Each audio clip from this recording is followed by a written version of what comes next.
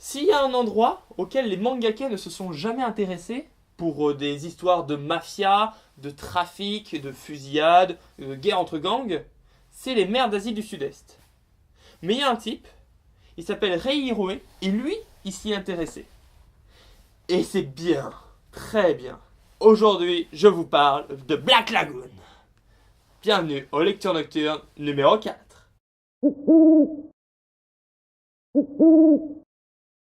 Pour étudier Black Lagoon, le mot est un peu fort, mais on va choisir celui-là. On va prendre seulement les 4 premiers tomes, tout simplement parce que je n'ai lu que ces 4-là et que l'animé, on s'en balèque. Ok? Tome 1, le tome 2, le tome 3 et le tome 4.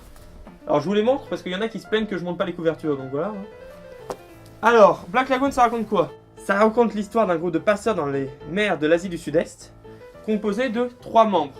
Dutch, le black noir charismatique. Et je viens de dire black noir, je suis extraordinaire, hein, c'est magnifique, vous pouvez m'applaudir. Benny, le blanc américain qui touche un peu à tout ce qui est mécanique informatique. Et Levi, la chinoise américano, qui est spécialiste du two hands, c'est-à-dire tirer avec 2 flingues. Une technique très peu répandue.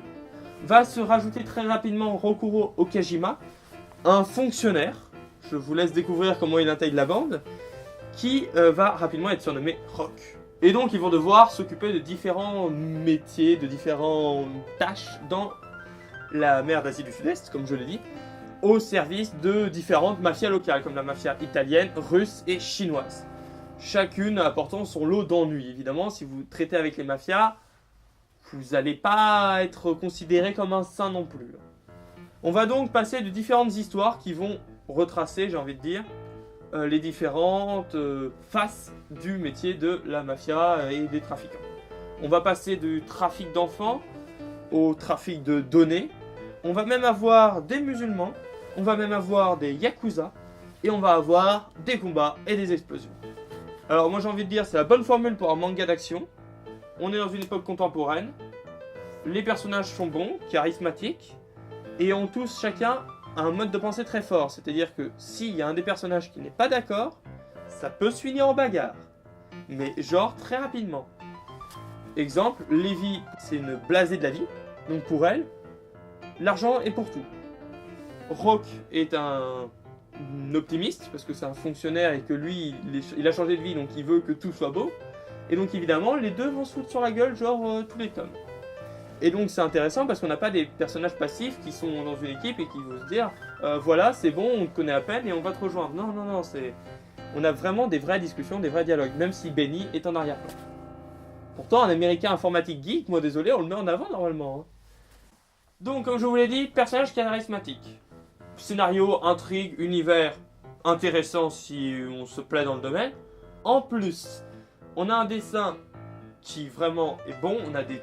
Il y a un truc, je ne sais pas si vous connaissez, c'est les raccourcis. Par exemple, quand la personne pointe un arme sur vous, le bras, vous n'allez pas le faire de sa taille normale, vous allez faire un raccourci.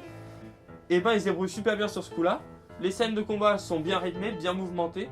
Par contre, gros problème de Black Lagoon, et honnêtement, c'est très rare que je le rencontre dans un manga, c'est la compréhension. C'est qu'en fait, le scénario n'est pas si compliqué que ça, mais l'auteur veut faire croire qu'il est compliqué. Donc des fois, on va avoir des grandes discussions entre les différentes mafias, mafia russe, chinoise, italienne, et ça pourrait se résumer en 2 pages, et il a envie d'en faire des tonnes. Alors des fois, ça permet d'approfondir les personnages, mais des fois, c'est... On va poser une ambiance, on va poser une ambiance, on va vous expliquer pourquoi ils sont méchants, on va vous expliquer pourquoi ils sont méchants. C'est bon, on a compris. Il y a aussi un autre truc, c'est que des fois, on comprend pas les combats eux-mêmes. C'est comme je vous l'ai dit, elle fait des two hands, La chinoise. La chinoise, mais elle est aussi américaine. Donc elle fait du two hands, La chinoise. la chinoise, voilà, j'ai du mal, ma gueule. Et donc, des fois, bah, comme elle tire dans les 2 sens, l'auteur il peut pas tout dessiner parce que c'est un peu compliqué. Et donc, elle s'en sort, mais on ne sait pas comment. C'est... Elle survit, voilà, et elle survit. Ok, elle n'a pas été touchée par aucune balle, il y a eu des dizaines de morts, aucun problème. Ils sont sur un bateau, ils sont encerclés, ils sont plus encerclés. Il y a un hélico, il n'y a plus d'hélico. C'est n'importe quoi. Voilà, donc c'est un peu dommage sur ce point-là. C'est, à mon avis, je crois que c'est un premier manga, parce que j'ai lu. Tu sens qu'il s'est cassé les pieds à le faire, parce que c'est vraiment très bien ficelé. mais certains combats manquent de lucidité. J'ai relu plusieurs fois les mangas, hein, je crois 6 fois le tome 1, 5 les autres, et j'ai encore du mal des fois à comprendre certaines parties, ou même je comprends absolument pas. Donc, pour finir, c'est un manga honnêtement très bon que j'ai à conseiller. Et en plus, je les ai trouvés pas du tout chers, donc j'étais bien content de les avoir. Voilà, donc ça sera tout. Malgré ces défauts plutôt majeurs, Black Lagoon est bienvenue dans ma bibliothèque. C'était les lectures nocturnes numéro 4 d'Eddie Rockmer en direct de chez moi, comme d'habitude. Je vous souhaite bien le bonsoir. Bye!